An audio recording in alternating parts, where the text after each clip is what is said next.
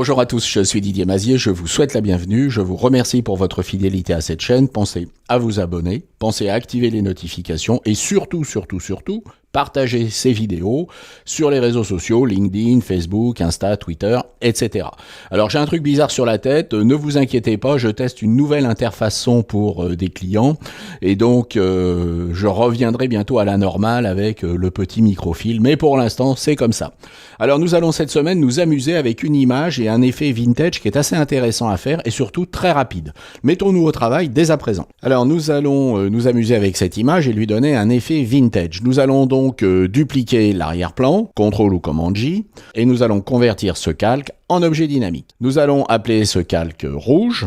Nous allons dupliquer ce calque en faisant un nouvel objet dynamique par copier, de façon à ce que les réglages de rouge n'affectent pas, devinez quoi, vert. Et nous allons de la même façon dupliquer vert en faisant un nouvel objet dynamique par copier, et nous allons l'appeler, devinez quoi, bleu. Alors ce que nous allons faire maintenant, eh bien nous allons masquer ces deux calques et nous allons travailler sur rouge. Nous allons ouvrir cet objet dynamique. Et donc sur notre objet dynamique, nous allons sélectionner la couche du rouge, nous allons sélectionner tout ce qui se trouve sur la couche du rouge, et puis on va tout afficher pour voir ce qui se passe, et nous allons maintenant faire un déplacement vers la gauche de cette couche. Et vous voyez que j'ai obtenu un effet qui est très rigolo. Alors je peux désélectionner, et je peux ici refermer mon objet dynamique. Si je reviens sur mes calques, j'ai mon image normale, et ici j'ai mon image avec cet effet de décalage. Alors on peut faire exactement la même chose avec le vert. C'est-à-dire que si vous voulez voir ce qui se passe avec un décalage de la couche du vert et non pas un décalage de la couche du rouge, bah vous revenez,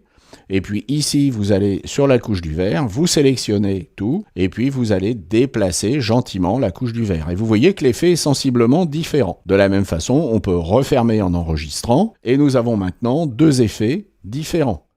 Alors ce qui est intéressant également, c'est que l'on va pouvoir travailler ici avec des modes de fusion. C'est-à-dire que en faisant varier les modes de fusion, je vais faire varier mes différents effets. Je vais pouvoir également ici travailler par exemple sur l'opacité, et de manière à combiner ces deux effets.